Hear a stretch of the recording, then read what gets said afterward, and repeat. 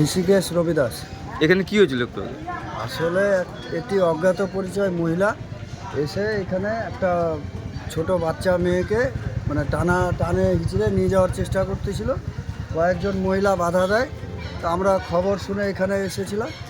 তো মহিলাটাকে জিজ্ঞাসাবাদ করলাম, তো কিছুই বলতে পারছে না। কখনো কখনো আবার স্বীকারও করলো যে একটি লোক নাকি তাকে টাকা দিয়েছিল মানে বাচ্চা উঠানোর জন্য। এবার এটাও জিজ্ঞাসা করলাম যে ওনার সাথে কেউ জড়িত আছে নাকি। তো শুনলাম এদের অনেকজন বলে কয়েকজন মহিলা মিলে মানে আমাদের রায়গঞ্জে এসছে, এরা বলে বাচ্চা উঠায় বেড়াচ্ছে। কোনো বাচ্চা কি পাওয়া গেছে তার সাথে?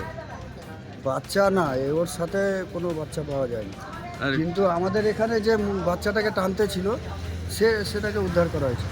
কোথায় বাড়ি তার? আমাদের বন্দর বাজারে। বয়স কত বাচ্চার? বাচ্চাটার এই 8-9 বছর বয়স হবে। বাচ্চার কি বাড়িতে গেছে বাবা মার কাছে?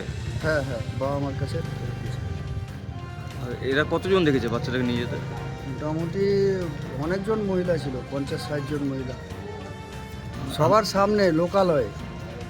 মহিলাকে কারা নিয়ে গেল এখন?